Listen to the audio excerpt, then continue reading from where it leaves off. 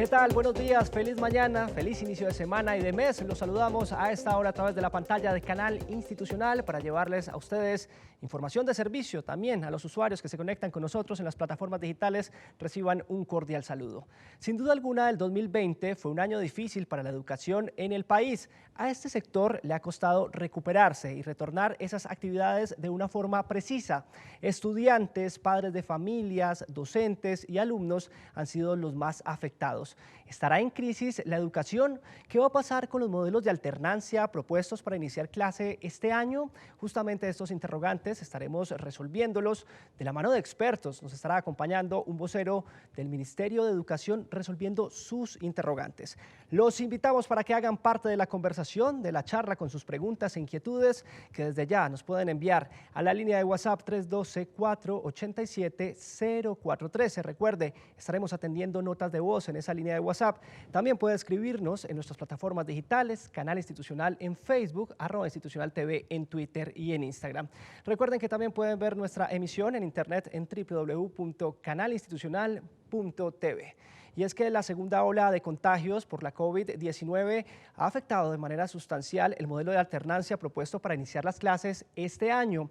Mientras el debate y la polémica sigue en nuestro país, la crítica situación la vive el sector educativo. Desempleo, crisis al interior de los hogares en temas económicos y una virtualidad que según padres de familia y estudiantes no ha dado los frutos esperados. Las historias a continuación nos revelan esa realidad.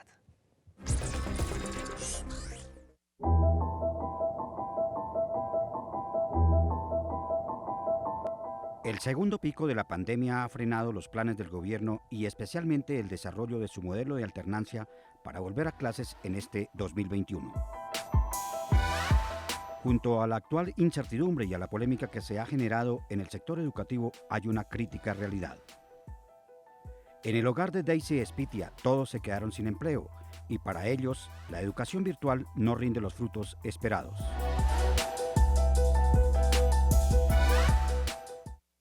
Ninguno estamos generando dinero. ¿Cómo hacemos? Entretenernos, nos venimos a hacer ejercicio pensando que vamos a comer más tarde.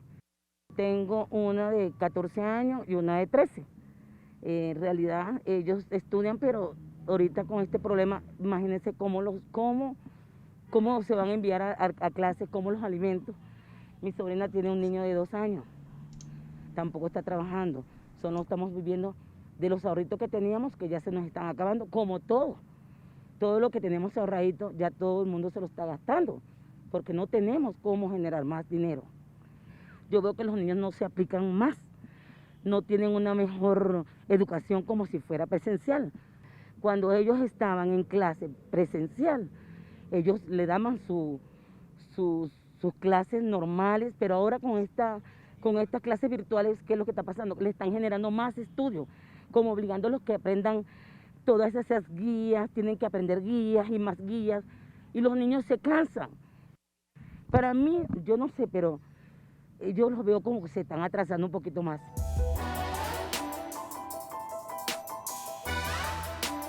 Mientras tanto, para Paula Andrea, el sueño de terminar su carrera profesional ha quedado en veremos, también por culpa de la pandemia. Bueno, mi sueño pues antes de esto era pues continuar la universidad, pero pues debido a esto pues me quedé sin trabajo. Y pues mi sueño era pues estudiar licenciatura en pedagogía infantil y pues ahorita estoy haciendo el curso de enfermería, auxiliar de enfermería. Me tocó aplazar la de licenciatura infantil y estoy estudiando virtualmente auxiliar de enfermería.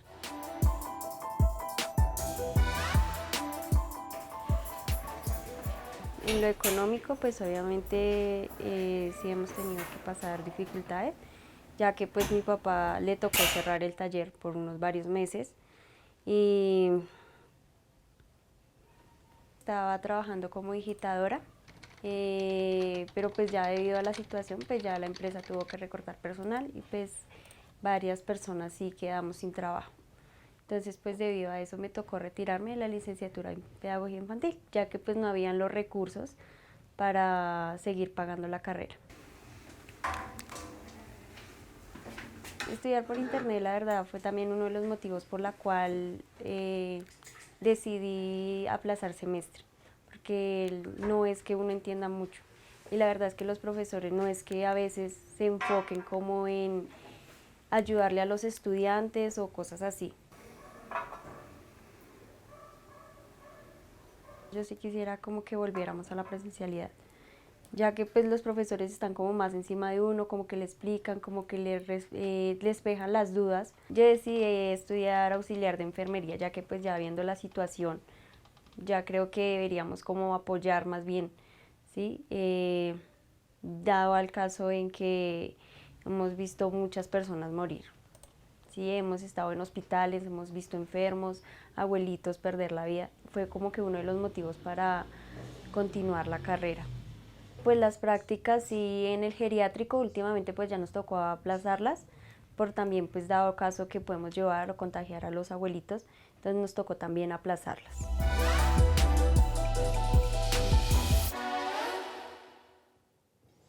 Y es que a propósito de este tema, el cierre de algunos colegios y la reducción del personal en algunas instituciones educativas son las secuelas que deja la pandemia del COVID-19 en este sector. Según asociaciones de padres de familia, se estima que para este año se cierren 1.000 colegios privados y jardines en Colombia. Las ciudades más afectadas, Cúcuta, Bucaramanga y Santa Marta.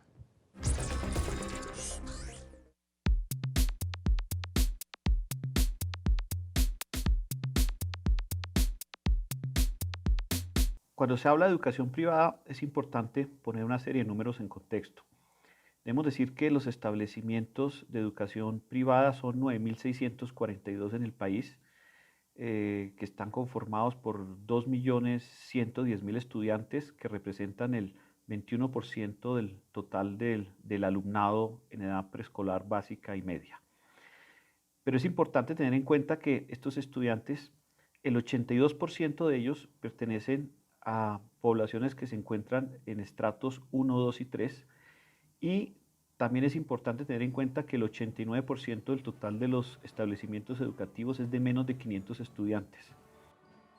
La pandemia del COVID-19 pues, ha afectado obviamente a toda la población, y los establecimientos de educación pues, no son ajenos a esto.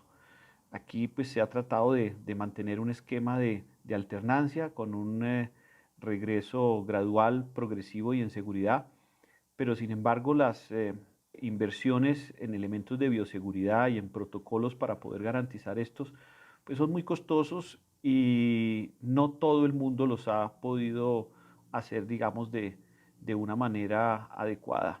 Realmente, ¿qué ha sucedido? Que particularmente en los niños más pequeños, que son los que han estado más afectados, digamos en los jardines, el nivel de morosidad es altísimo, y yo me atrevo a decir que casi el 50% de los jardines infantiles del país están en riesgo de desaparecer.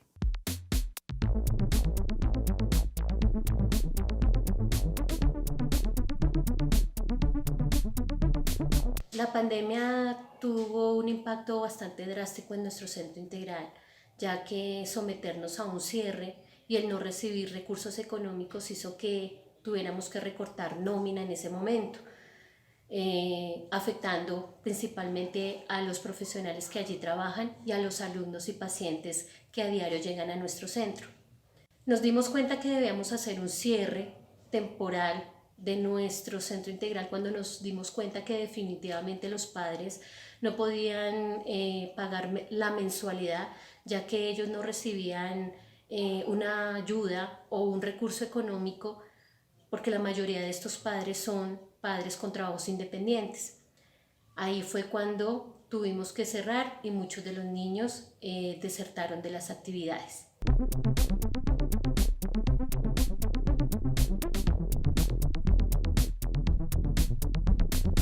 La situación de padres de familia que siguen adeudándole a los colegios privados y jardines es muy crítica y lamentable. El gobierno nacional incumplió con los créditos condonables, no fueron capaces de girar los 51.000 millones para que ayudara a la educación privada a salvarse, y es así que hoy tenemos que en Santa Marta aproximadamente entre 20 y 30 colegios van a cerrar, en Cúcuta algo similar, en Pereira ya 4 o 5 colegios nos han anunciado que van a cerrar, Bogotá no escapa a esta crisis que más o menos está entre 20 y 50 colegios y jardines, y Boyacá, que también ya nos anunció que aproximadamente 15 instituciones van a cerrar. El llamado de atención para el gobierno nacional es qué va a pasar con todos estos niños que van a migrar del sector y de los jardines privados a oficial. ¿Están las instituciones educativas listas? Ya las construyeron, tienen la dotación de equipamiento como sillas, equipos de bioseguridad, computadores, las plantas de personal docente y administrativo.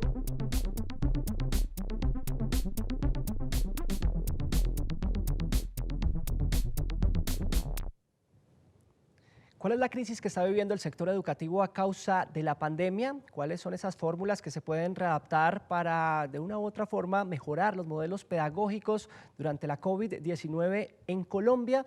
Para analizar este contexto, hemos invitado a la doctora Andrea Escobar, directora de la Fundación Empresarios por la Educación. Andrea, qué gusto saludarla. Buenos días. Buenos días, Carlos, a ti y a todas las personas que están conectados en la mañana de hoy. Andrea, sin duda alguna, el interrogante de todos para iniciar esta charla es saber, durante estos casi 11 meses de pandemia, ¿en qué estado están las instituciones educativas? ¿Qué análisis han hecho ustedes? Ay, Carlos, yo creo que como escuchábamos ahorita la narración de la madre de familia, de la estudiante y de Fernando Vita y pues todas las personas, ha sido muy complejo. Han sido 11 meses donde todos estamos llamados a entender el contexto del sector educativo nacional. Nuestro contexto educativo es muy diverso en nuestro país, somos descentralizados. ¿Eso qué significa? Que cada entidad territorial, cada Secretaría de Educación es autónoma en tomar las decisiones. Y esa complejidad hace que las decisiones, pues a nivel general, se sientan a veces mucho más difíciles. Fernando Vita nos hablaba de los 2 millones de estudiantes del sector privado. Imagínate, Carlos, que en Colombia más del 80% de toda la población estudiantil pertenece al sector público y hay entidades territoriales o secretarías de educación que tienen más estudiantes que otras. Por ejemplo, Bogotá. Bogotá tiene alrededor de 1.2 millones de estudiantes matriculados y hay otras secretarías que tienen 11.000 estudiantes. Entonces, administrar 1 millón de estudiantes versus administrar 1.000 estudiantes, 11.000 estudiantes, pues te hace muy distinta las decisiones que se puedan tomar. Adicional, si tú lo miras de cara a lo que es las zonas rurales y las zonas urbanas, todas en general se conectan con un punto, y es que no estábamos preparados para estudiar desde casa, porque nuestro país, de cara a las encuestas, a las estadísticas nacionales y oficiales, estamos hablando de que nuestros hogares no están conectados. Menos del 40% de los hogares colombianos cuentan con diferentes computadores, teléfonos inteligentes y conectividad a Internet, pero adicional, si tú le sumas eso, pues también qué significa preparar una clase a la distancia. Como lo decía el estudiante, no siempre cumplían mis expectativas las clases virtuales. Nuestros maestros y maestras del país han sido,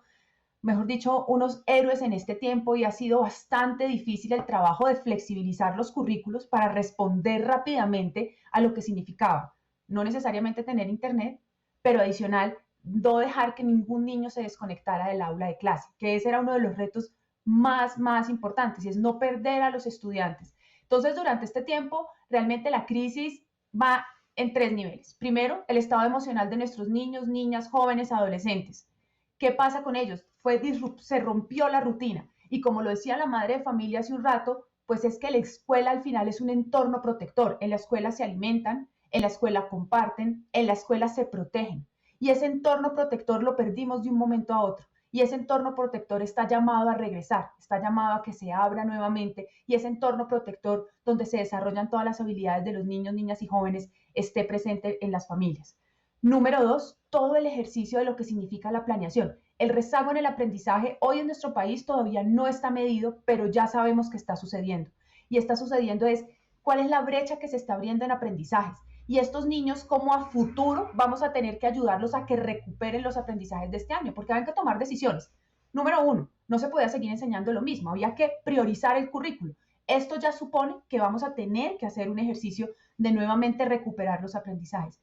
Y un tercer punto que estaba mencionando en todo este proceso, que lo que ha pasado en estos 11 meses es la deserción. El tema de la deserción es real. A cifras del gobierno nacional, a noviembre del 2020 ya estamos hablando de 175.000 estudiantes que han desertado, pero hay un grado que es preocupante y eso es una alerta a los padres de familia, a la sociedad en general, y es el grado transición. Ese es un grado crítico porque es el grado que nos conecta con el sistema educativo.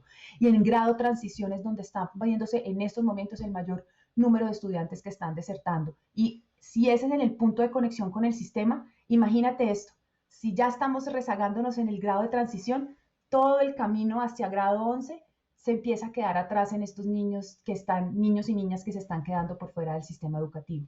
Desde la Fundación Empresarios por la Educación le hemos preguntado mucho a los directivos docentes, a los rectores, a los coordinadores. Ellos son unos actores claves en este proceso porque al final son los que pueden generar estas estrategias en las instituciones educativas, y ellos nos han contado en una encuesta que hicimos con el Banco Mundial y la Fundación qué les preocupaba, y te cuento rápidamente para no extenderme más, Carlos. Número 1, garantizar el apoyo a las familias, la contención emocional, garantizar la continuidad de los aprendizajes. Esto no es solo preocupación de los padres de familia y de los estudiantes, los directivos docentes están preocupados también porque no es tan sencillo, y la continuidad de los procesos de evaluación para entender cómo podemos recuperar rápidamente lo que se está aprendiendo, y todo este aspecto no menor, que es todo el manejo emocional, este ejercicio de cómo contener la frustración, la depresión, la ansiedad, pero también cómo prevenimos episodios de maltrato, de violencia, y que realmente nuestros estudiantes sigan protegidos por el sistema educativo como una opción de vida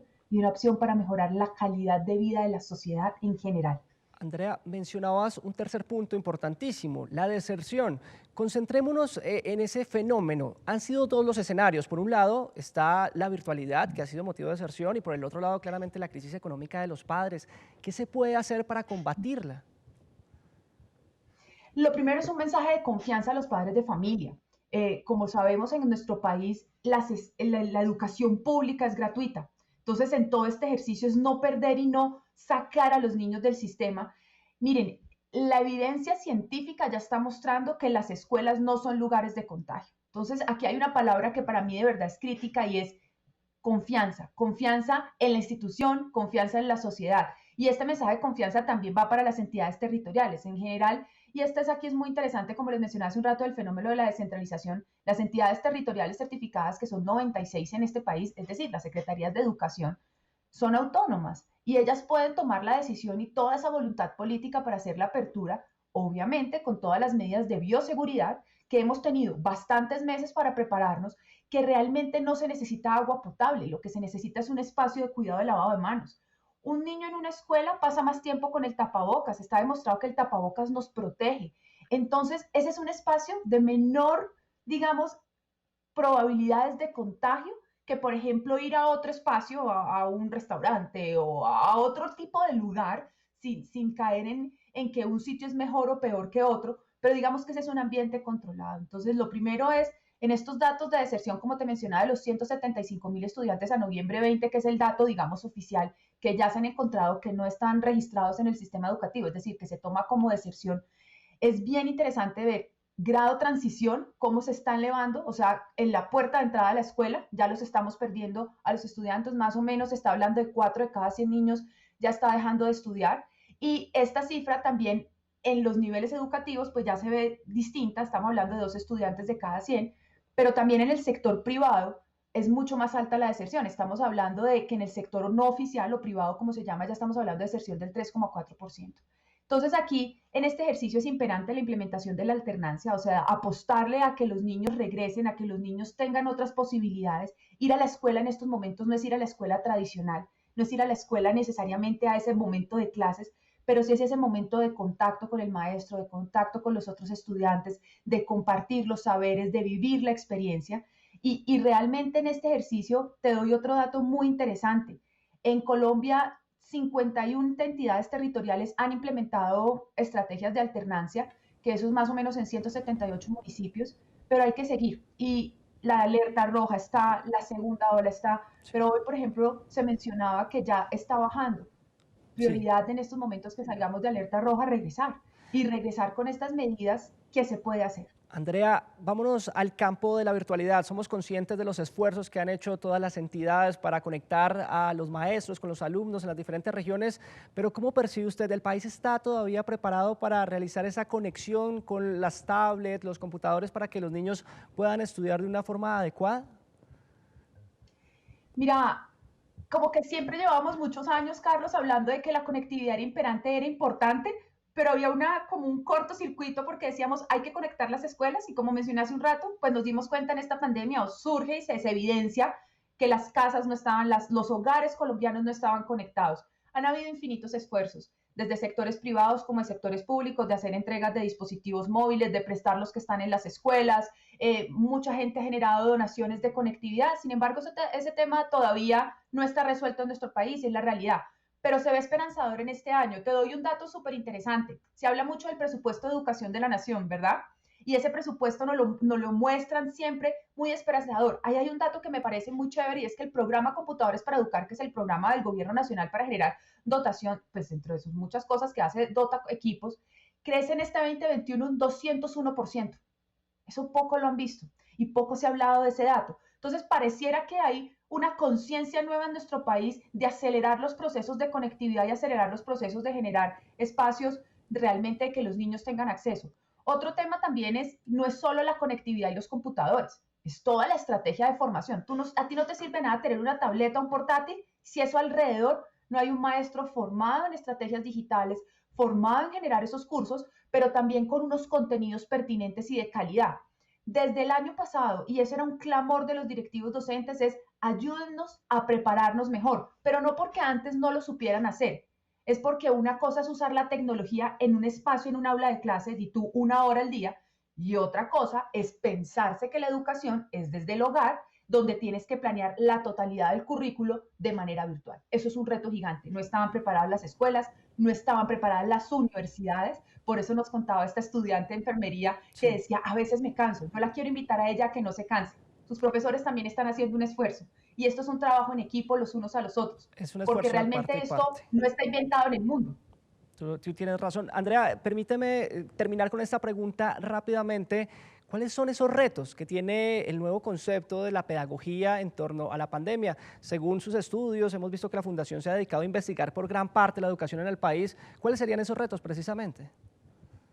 Primero, un ejercicio de flexibilización de currículo. Yo creo que la pandemia lo que nos trajo es un ejercicio de aprender a movernos mucho más flexibles, en entender qué necesita estudiar el estudiante y por qué lo necesita estudiar. Eso es una gran ganancia que llegó para quedarse. Segundo, comprender el contexto diverso, y eso es una cosa que nos deja esta pandemia, es entender que tienes 30 estudiantes, que cada uno es un mundo. Parece obvio, pero hoy en día cobró la relevancia y la importancia de entender cómo logras construir estos contenidos que se adapten a cada estudiante para poder que realmente suceda el aprendizaje. Ejercicio de desarrollo de competencias socioemocionales, todas las estrategias que se puedan hacer para contener la emoción de nuestros estudiantes, para darle herramientas a los padres de familia. Y número 3, pues que no nos cansamos de repetir, y es apostarle a la alternancia. ¿Alternancia qué significa en estos tiempos? Que realmente en los territorios donde las condiciones epidemiológicas lo permitan, realmente los estudiantes puedan regresar un tiempo y tener ese contacto con los estudiantes. Los datos están, la evidencia está, los directivos docentes también tienen esa intención si las condiciones se dan. Entonces yo creo que lo podemos hacer. Es Andrea Escobar, directora de la Fundación Empresarios por la Educación, acompañándolos hoy en Bien Dateado, dándonos ese contexto de cómo está la educación en este momento en Colombia. Gracias, Andrea. Muchísimas gracias a ti, Carlos. Nosotros avanzamos en Bien Dateado hoy hablando sobre el acceso a la educación, y es que la alternancia se define en dos escenarios: por un lado la virtualidad y por el otro la presencialidad. Ha sido un modelo adaptado y creado por el Ministerio de Educación de la mano con entidades e instituciones públicas y privadas. Justamente así funciona la alternancia para reforzar todo el material pedagógico de los estudiantes en Colombia.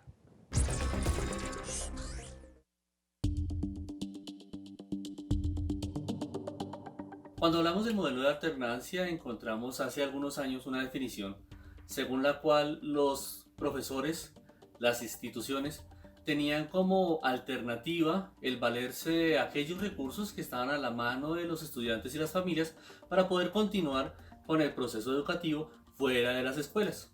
Así es como, por ejemplo, en la educación rural, la alternancia era que el estudiante desarrollara sus habilidades con lo que tenía, con las cosas en la casa.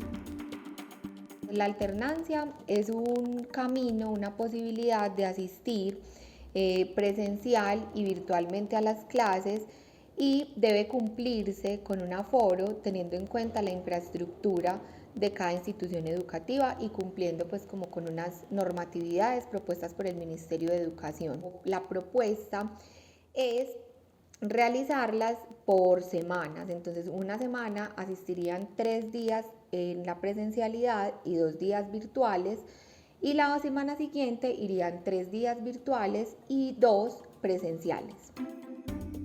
Las instituciones educativas deben garantizar varios factores o están teniendo en cuenta varios factores a la hora como de decidir implementar el tema de la alternancia.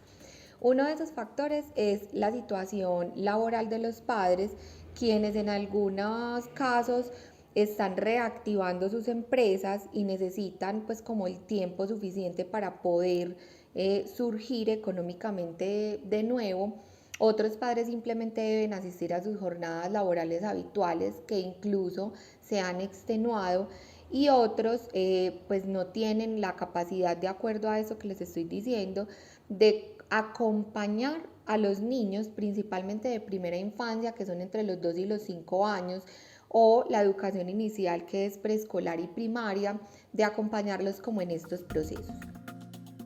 Cuando tenemos la contingencia sanitaria, se agregan a este contexto educativo y de las familias algunos elementos, algunos factores que nos obligan a pensar en que la alternancia no es simplemente ir a estudiar con lo que tiene la familia en su casa, sino también elementos de contexto como la tecnología, como los recursos alrededor de los cuales gira la familia y lo que la institución educativa misma puede promover. La alternancia es una oportunidad para que la familia se involucre mucho más, mucho mejor en los procesos de socialización que la educación, la institución promueve desde ese lugar llamado escuela. En primera instancia, yo creo que lo primero que se debe hacer es acatar las normas y los protocolos de bioseguridad para evitar al máximo los contagios. En segundo lugar, es importante el aprendizaje y la enseñanza, como les decía al inicio, que nos deja la pandemia en términos de acompañamiento y unión familiar. De este modo, la alternancia es una estrategia educativa que combina la educación en casa, la educación en la institución, con una posibilidad de que tanto los padres de familia como las instituciones busquen y construyan nuevos modelos de pensarnos como sociedad alrededor de la educación.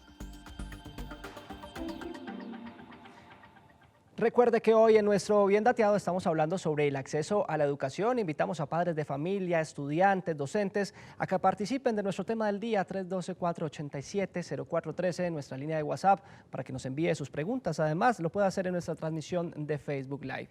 Y es que la presencialidad y la virtualidad son un complemento perfecto para el ámbito pedagógico en la actualidad a raíz de la pandemia COVID-19 en Colombia. Pero son también responsables las instituciones educativas y los padres de familia para seguir este proceso. Expertos de esta forma lo analizan.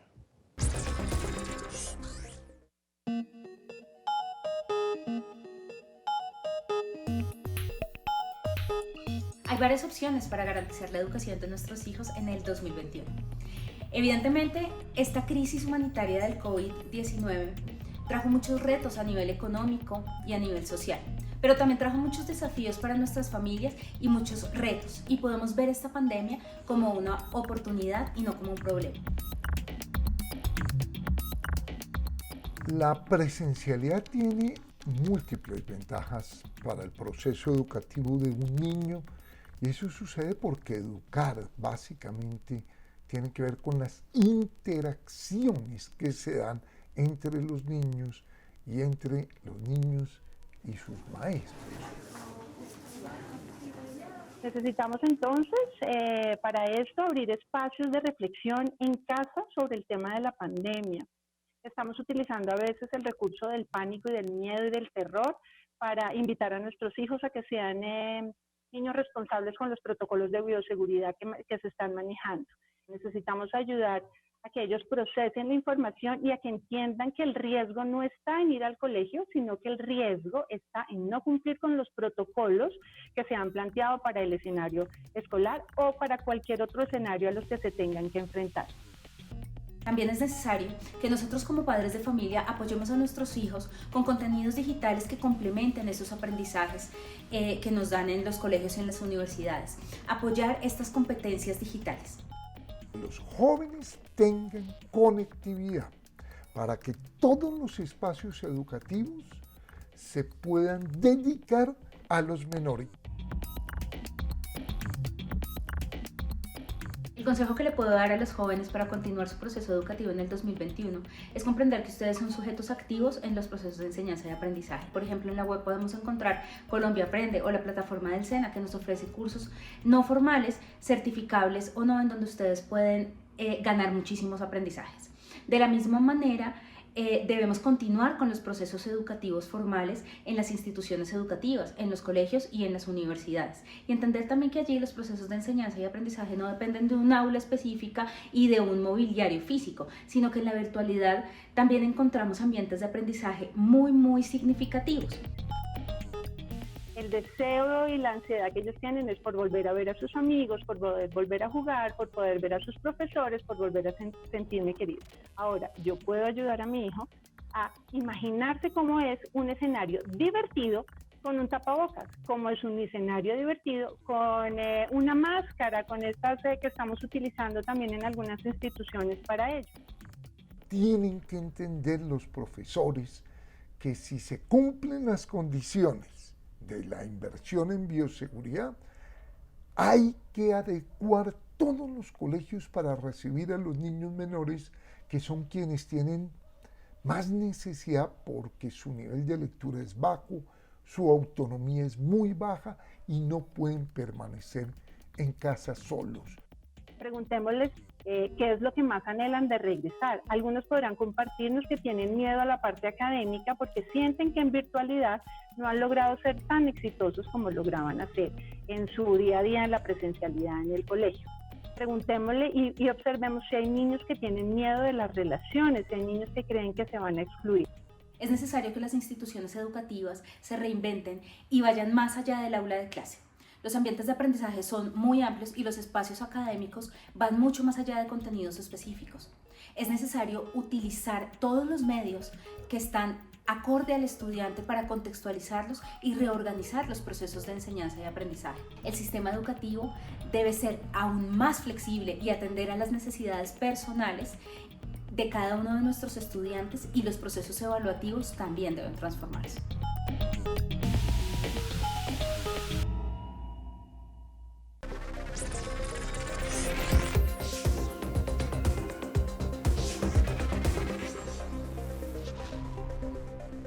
En este difícil camino que está viviendo la educación en Colombia, hemos venido analizando los diferentes puntos para su reactivación. Es el momento de entrar a nuestro bloque de preguntas y respuestas, donde ustedes allá en casa tienen la palabra. Recuerden nuestros canales digitales para iniciar la charla, la conversación con su participación e inquietudes a través del 312-487-0413 o nuestras plataformas digitales dispuestas, @institucional TV en Twitter, Instagram y Canal Institucional en Facebook. Para empezar a indagar sobre este tema y responder sus inquietudes, hemos querido invitar a nuestro bien dateado, al doctor Javier Medina, director de fortalecimiento del Ministerio de Educación, quien ya nos acompaña a esta hora. Director, qué gusto saludarlo. Carlos, muy buenos días, y a toda la teleaudiencia de Bien Dateado. Con el mayor gusto estamos aquí para atender las inquietudes de los televidentes. Ya todos los televidentes comienzan a comunicarse con nosotros. Nos llega una primera pregunta, director. Lo invito a que iniciemos esta dinámica. Nos preguntan en @institucional TV, ¿en los colegios harán pruebas PCR seguido? Carlos, muy interesante la pregunta. Los colegios se han venido preparando en un proceso gradual, progresivo, desde el mes de junio del año pasado, cuando se dieron las orientaciones, y en el mes de septiembre, cuando el Ministerio de Salud expidió el protocolo para el sector educación. Esa preparación y estos protocolos tienen que ver con todas las condiciones que mitigan el riesgo de contagio, pero adicionalmente también el protocolo indica la forma de actuar ante eventuales alertas que se puedan generar. La institución educativa como tal no aplica pruebas PCR. Las pruebas PCR las aplican las instituciones prestadoras de servicio de salud, pero como parte de los protocolos, para tranquilidad de los padres de familia, ante cualquier alerta, inmediatamente se hace la referencia al sector salud. Y este es un tema también importante, aprovecho la pregunta, Carlos, para indicar que la importancia de que los padres de familia conozcan los protocolos de cada institución educativa, porque allí también hay unas recomendaciones para la casa. Ejemplo, si el niño o el profesor o la persona administrativa del colegio presenta alguno de los síntomas del contagio de COVID, inmediatamente debe evitar el asistir a la institución educativa y presentarse ante su servicio de salud. Estas actitudes responsables de miembros de la comunidad educativa que no se dan inclusive en el colegio, sino por fuera de él, son fundamentales para la bioseguridad de todos. Director, permítame, tengo una pregunta de un usuario en redes sociales sobre las rutas, precisamente las rutas escolares. Él hace referencia, si hay transporte escolar, en este sentido, si uno quiere enviar al colegio, ¿las populares rutas se van a seguir manteniendo? Carlos, por supuesto, transporte escolar, la reactivación del sistema educativo va en todos los frentes de trabajo. Es decir, por supuesto, la actividad académica, que como hemos visto aquí en el programa y con las experiencias y los estudios de todos los expertos son absolutamente fundamentales para los niños, niñas, adolescentes en esta edad, para su salud emocional, para su desarrollo integral, para su crecimiento y por supuesto para el aprendizaje. Pero asociado al regreso en presencialidad con alternancia están los demás servicios que ofrecen las instituciones educativas. En algunos casos, no en todos, pero en muchos casos el transporte escolar, la alimentación escolar, y para ellos también hay una serie de protocolos que están definidos por el Ministerio de Salud para que se apliquen en cada caso. De todas maneras, hay que tener presente las diferencias que ocurren en el transporte escolar entre las ciudades grandes, por ejemplo, que tienen unos sistemas estandarizados, y otras zonas del país, especialmente las zonas rurales, para las cuales desde el año pasado, a través del decreto 749 de 2020, se flexibilizaron las condiciones para que el transporte escolar se pueda prestar especialmente en zonas rurales y en medios no convencionales. Director, permítame, me voy para nuestra plataforma de Facebook Live. Nos están preguntando los televidentes, nos dice Julián Gámez, ¿a partir de qué fechas se tiene prevista la vacunación a docentes y maestros? ¿Cómo se va a coordinar? Bueno, muy importante pregunta. El esquema, este año es un año de inmunización en todo el país, como lo ha dicho el señor presidente, el ministro de Salud también.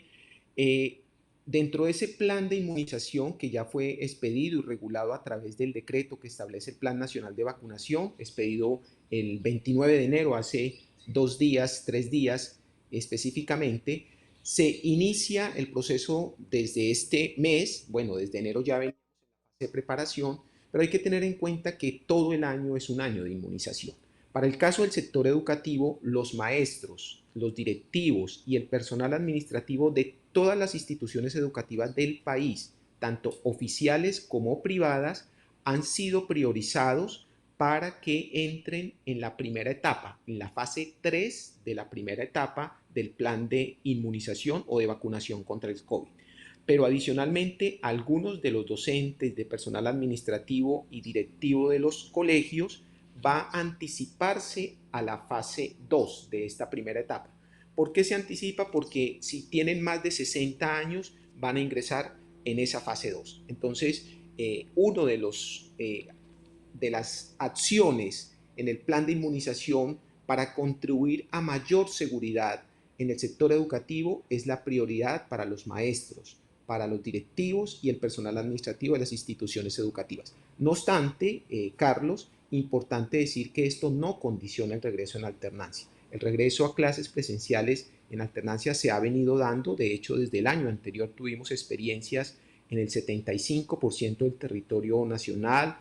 Lo decía ya Andrea hace unos momentos, 51 entidades territoriales, y en todas esas experiencias de alternancia que nos permitieron probar los protocolos, aprender de ellos mismos y generar confianza en la comunidad educativa, tuvimos un balance satisfactorio en términos de contagio, sin riesgos de contagio. El entorno educativo es un entorno seguro y así estamos iniciando también este año escolar 2021, por supuesto con el liderazgo de los alcaldes, de los gobernadores, de los secretarios de educación, de los directivos y de los maestros comprometidos con la educación de los niños que ya están adelantando labores en ese sentido. Estamos en directo por la pantalla de Canal Institucional, hoy hablando sobre el acceso a la educación en pandemia. Invitamos a los docentes, padres de familia, jóvenes, niños, a que participen de nuestro tema del día con sus preguntas e inquietudes. Permítame, director, me voy para un caso puntual que nos están planteando en @institucionaltv en nuestra cuenta oficial de Instagram. Nos dice el televidente: soy padre de familia y quisiera información sobre el tema. ¿A dónde puedo llamar en este caso si hay que reportar algún caso o de positivo para COVID o cualquier información pertinente a lo que estamos hablando hoy en nuestro tema del día? Bueno, otra pregunta bien interesante. Decía hace un momento que la generación de confianza es fundamental en este proceso de retorno a las clases presenciales. En buena medida lo que ha ocurrido es que el temor natural que uno siente como padre de familia, yo soy padre de 3 niños, pues uno tiene un temor natural por la situación y el riesgo de contagio. Pero para eso lo que debemos hacer y para tener información oportuna son varios los canales. En primer lugar, la comunicación con el director, con el rector, con la institución educativa, porque los protocolos están adecuados y el esquema de alternancia, la forma como se van a dictar las clases, los días de asistencia, los grupos que van, la forma como se desarrolla el año curricularmente hablando, la flexibilidad curricular de los contenidos, de las materias, es particular para cada institución educativa. Entonces, el padre de familia, la invitación a los padres, madres de familia, es que establezcan comunicación directa con el colegio. Ojalá directa, digo, porque es información oficial, no de oídas, no que me dijeron, sino directa.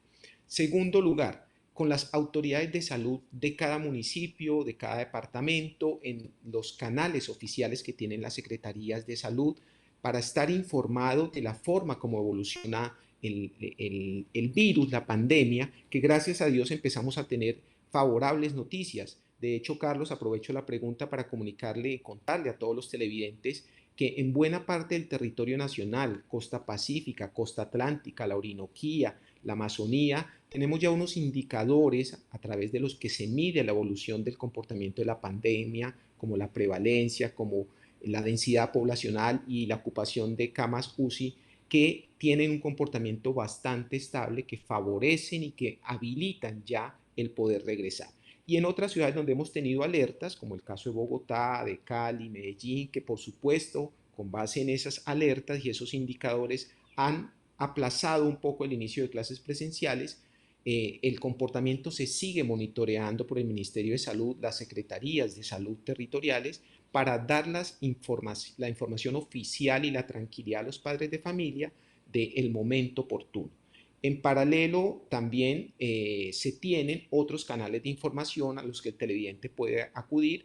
El Ministerio de Educación, a través de su página web, habilita también información oportuna, información para los padres de familia, y es información sencilla que se ha venido construyendo con un comité científico y expertos del sector salud para aclarar las inquietudes sobre el manejo del COVID, sobre la prevención del COVID, sobre los protocolos. Reiterarles que el entorno educativo con protocolos de bioseguridad es un espacio mucho más seguro que otros espacios que en la vida cotidiana tenemos. Es lo que nos muestra la evidencia científica. Javier Medina, director de fortalecimiento del Ministerio de Educación, hoy ayudándonos a resolver todas las inquietudes de nuestros televidentes en nuestro bloque de preguntas y respuestas. Director, lo invito a que nos vayamos para nuestra línea de WhatsApp, participación activa de los usuarios. Buenos días, quiero saber si las universidades también van a volver a clases presenciales. Gracias. ¿Qué podemos decir frente a este tema, director? Perfecto. Las universidades y los institutos de educación para el trabajo y el desarrollo humano también entran en alternancia.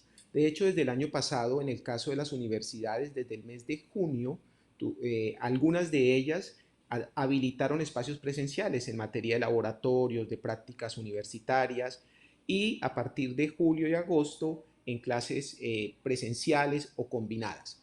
Este año también, por supuesto, están las condiciones. Ellas deben, las universidades y los institutos para el trabajo y el desarrollo humano, presentar también sus protocolos, y lo han venido haciendo ante las autoridades territoriales, departamentales, distritales y municipales, para que estos sean revisados, avalados y bajo unas condiciones seguras en educación superior también tenemos retorno a la presencialidad en alternancia. La forma como lo hacen, al igual que en los colegios privados, también en la educación superior, cada universidad en el marco de su autonomía lo define y lo informa a los estudiantes de ellas. Acceso a la educación en pandemia, nuestro tema del día. Director Medina, lo invito a que escuchemos la participación en nuestra línea de WhatsApp. Debido a la deserción estudiantil y las necesidades individuales estudiantiles, ¿se podría avanzar en la regulación del homeschool en Colombia? Respecto a esta consulta, ¿qué le podemos decir a nuestra televidente, director? Bueno, la pandemia nos deja varios aprendizajes y retos para el sector de educación. Este que plantea la televidente es uno de los retos en los cuales la pandemia agilizará el proceso de reglamentación. No obstante, esto va a tomar un tiempo, es un proceso que hay que hacerlo de forma bien pensada, prevista, organizada, para poder dar una regulación que habilite este tipo de atención. Entre tanto, en el corto plazo, la educación en los niveles de preescolar, básica primaria, básica secundaria y media es presencial en el país y por eso es tan importante todo el liderazgo de los alcaldes, de los gobernadores, los secretarios de educación, los rectores y los maestros que con la conjunción de esfuerzos, de acciones, vamos a lograr una reactivación. Esperamos como ministerio, estamos trabajando en ese sentido en este primer trimestre del año. Adicionalmente, comentar, Carlos, y a los televidentes, que esta reactivación del sistema educativo, además de todos los beneficios que trae para los niños y adolescentes en su desarrollo y en todas las condiciones de crecimiento personal, emocional y demás, va a contribuir también a la reactivación económica de algunos sectores que se han visto, por supuesto, afectados por el sector educativo. El sector educativo es uno de los servicios que moviliza a buena parte de la población colombiana, tanto en la atención de estudiantes, los maestros, los servicios asociados, como hablábamos al comienzo, el transporte escolar, la alimentación y otra serie de acciones que están alrededor de la educación. Doctor Medina, pues en este momento nuestros televidentes tienen la palabra a través de sus mensajes en WhatsApp. Recuerde, recibimos solo notas de voz. Lo invito a que continuemos escuchando qué preguntan. Buenos días, interesante programa.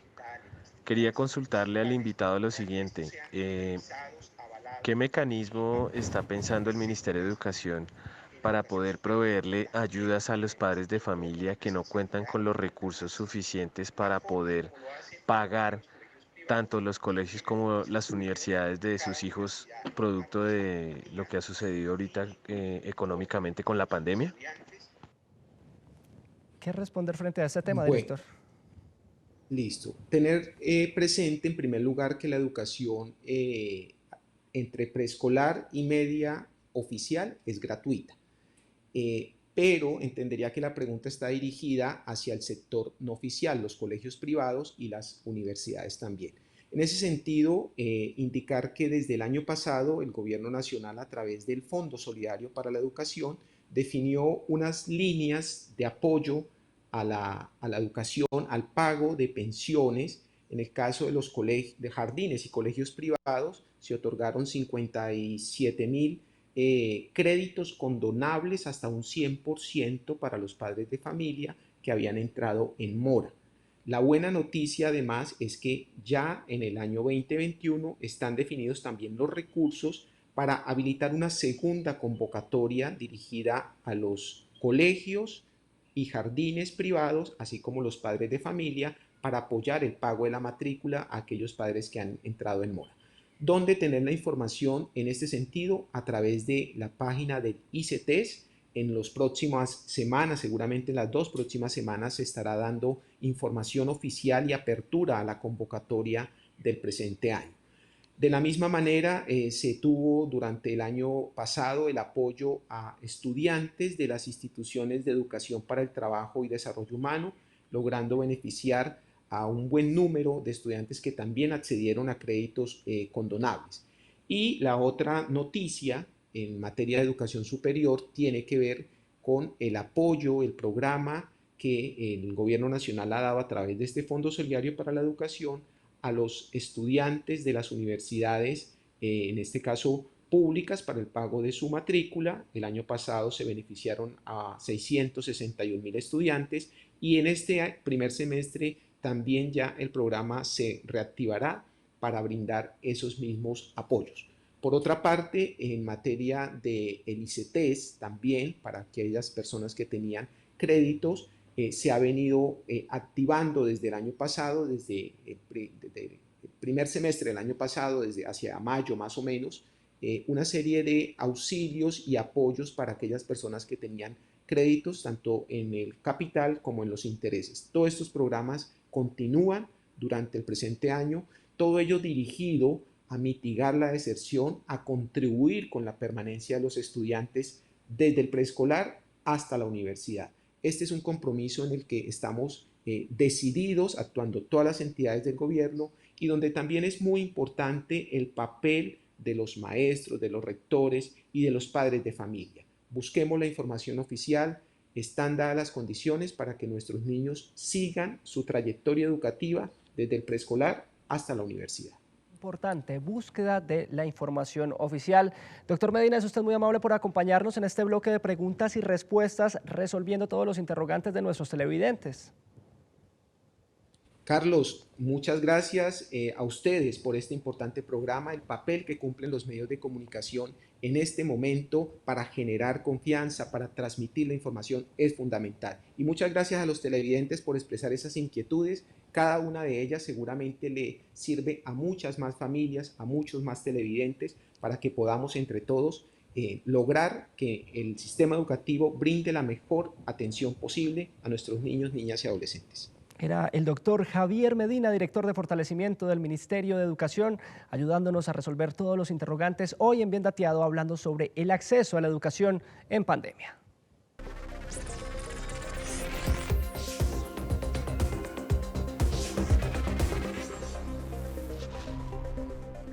Mientras se desarrolla el modelo de alternancia en Bien Dateado, les traemos dos experiencias para fortalecer la pedagogía al interior de las instituciones. Por un lado, encontramos un modelo digital para fortalecer los aprendizajes y las enseñanzas en el campo multimedia y por el otro, una alianza educativa.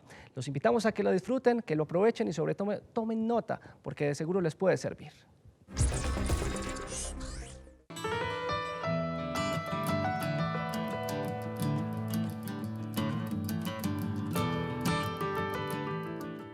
Llevamos 5 años comprometidos con la innovación y la transformación de la educación en Latinoamérica. Hemos logrado impactar a más de 16.000 estudiantes con nuestras experiencias de aprendizaje innovadoras. Hemos podido demostrarles que pueden empoderarse de su proyecto de vida, que pueden aprender de formas divertidas y que también pueden desarrollar habilidades que les van a servir para el resto de su vida, como el trabajo en equipo, la creatividad, la curiosidad, las ganas de investigar y la empatía. Gracias a grandes aliados como Microsoft, Confama, la Secretaría de Educación, la Fundación Telefónica, el Ministerio de Educación, entre otros, hemos logrado crear experiencias de aprendizaje de muy alto impacto de formas novedosas. Creamos la comunidad de innovadoresPedagógicos.com. Queremos que toda nuestra experiencia se vea reflejada en cursos, talleres, espacios para que los docentes sean los próximos creadores de estos tipos de contenidos. Queremos que miles de docentes creen estas experiencias entendiendo cuál es su contexto, cuáles son las necesidades de sus estudiantes y que puedan crear experiencias muy emocionantes desde los medios que utilizan. Al hacer parte de la comunidad innovadoresPedagógicos.com, todos los docentes y las personas interesadas en la transformación educativa podrán recibir contenido pertinente que les dará el paso a paso para comenzar a crear este tipo de experiencias. Tendremos podcasts, tenemos talleres especiales y tenemos el curso virtual de educación transmedia, un curso diseñado para que podamos entender cómo funcionan los diferentes medios que ya están cautivando la atención de los estudiantes y cómo podemos utilizarlos a nuestro favor y no competir contra ellos. Hemos creado una experiencia y una comunidad diseñada para la transformación, diseñada para la colaboración y diseñada para que realmente nuestro sueño de una educación inclusiva, una educación que responda a las necesidades de los contextos sea una realidad.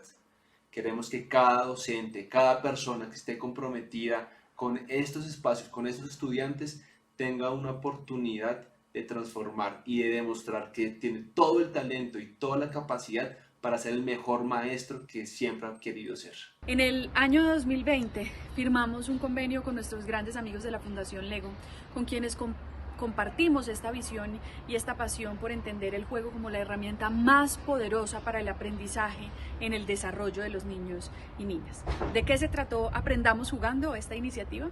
Bueno, pues es una iniciativa que nos permitió desarrollar unos kits y unas herramientas de aprendizaje a través del juego para que en el contexto de esta pandemia que estamos atravesando, los niños y niñas en casa con sus familias tuvieran con qué profundizar en el aprendizaje a través del juego y tuvieran además herramientas para mejorar el manejo de las emociones. Esta es una iniciativa que arrancó en junio del 2020, todavía estamos implementando hasta marzo de este año y tiene como propósito que los niños y niñas en casa pues tengan mayores espacios de juego, fortalezcan sus lazos familiares y por supuesto fortalezcan su entorno socioemocional.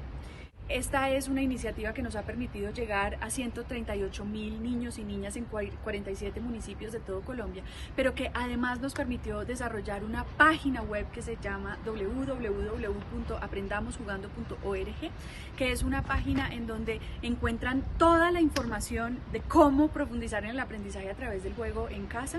Les dan tips, les damos herramientas para que esta se vuelva el centro de las relaciones familiares y de las relaciones del aprendizaje a través del juego.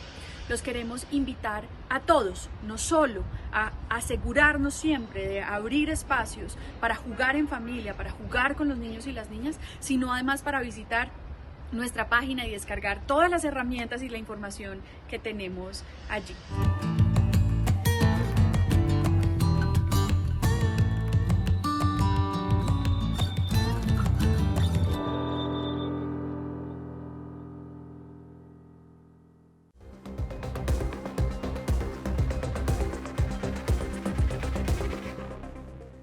Recuerde que aquí en Bien Dateado usted puede encontrar opciones de empleo y educación para su proyecto profesional. Llegan los ya conocidos clasificados porque recuerde que aquí estamos a su servicio. En Bien Dateado encuentras información de interés para ti.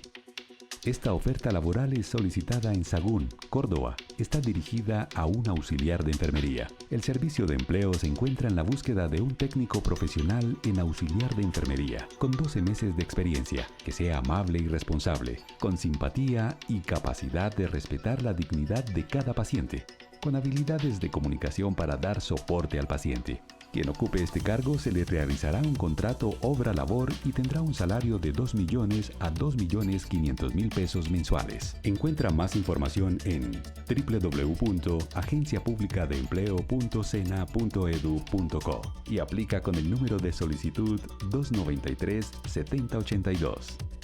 El Banco de la República ofrece 5 cupos para patrocinar estudios de doctorado de economía en el exterior, hasta máximo el 4º año del programa. Este patrocinio será a partir del 2º semestre de 2021.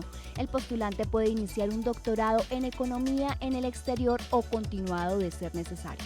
Para conocer más detalles sobre los beneficios económicos, condiciones, requisitos, reglamento y documentos, así como las indicaciones de cómo y dónde serán entregados, visita la página web www.banrep.gov.co/es/doctorado-al-medio economía.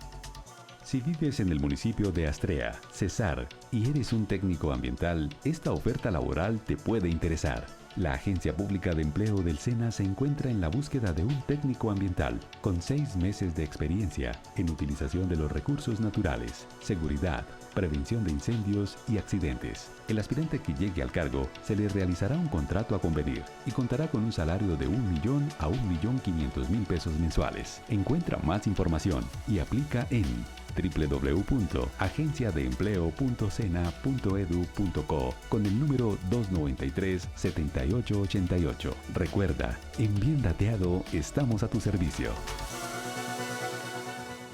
Con esas ofertas de educación y empleo cerramos nuestro Bien Dateado por hoy. Esperamos que los niños, jóvenes y adolescentes del país puedan volver a reencontrarse con sus compañeros, con esas rutinas de estudio que son tan importantes para su proceso formativo. biendateadotv@gmail.com es nuestro correo donde usted nos puede enviar sus comentarios, sugerencias y temas que le gustaría ver a través de la pantalla de Canal Institucional. A todos nuestros televidentes, usuarios en plataformas digitales y en la pantalla, quienes participaron, muchas gracias por hacerlo. Nosotros nos vemos en una próxima edición de Bien Dateado. Hasta pronto.